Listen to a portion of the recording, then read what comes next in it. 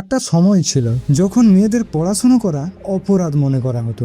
সমাজ বলতো মেয়েদের জায়গা শুধু ঘরের ভেতরে, কিন্তু একজন মানুষ এই ধারণা বদলে দিয়েছিল। তার নাম ঈশ্বরচন্দ্র বিদ্যাসাগর। 19 শতকে বাংলায় নারী শিক্ষা প্রায় ছিল না বললেই চলে। মেয়েদের স্কুলে পাঠানো তো দূরের কথা, অনেকে ভাবতো মেয়েরা পড়লে সমাজ নষ্ট হয়ে যাবে। এই অবস্থার বিরুদ্ধে লড়াই শুরু করেন বিদ্যাসাগর। তিনি বিশ্বাস করতেন শিক্ষা শুধু ছেলেদের জন্য নয়, মেয়েদের জন্যও সমান গুরুত্বপূর্ণ।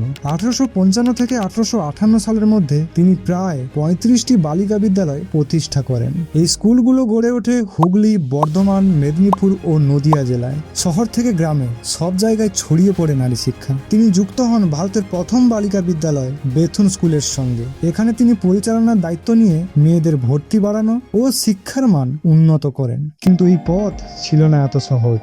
সমাজ বলতো মেয়েরা পড়লে সর্বনাশ হবে। ধর্মীয় কুসংস্কার, মানুষের বিরোধিতা, এমনকি টাকার অভাব, সবকিছুর বিরুদ্ধে লড়তে হয়েছে তাকে। অনেক সময় নিজের টাকায় স্কুল চালাতে হয়েছে।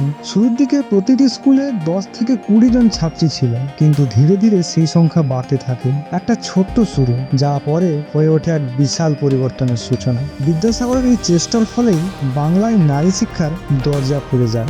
আজ যে আমরা মেয়েদের স্কুল, কলেজ এবং বিদ্যালয় দেখি, তার পিছনে রয়েছে এই এক মানুষের সংগ্রাম, একজন মানুষের সাহস, একটি সমাজের ভবিষ্যৎ বদলে দিতে পারে। এটাই বিদ্যাসাগরের সত্যিকারের অবদান।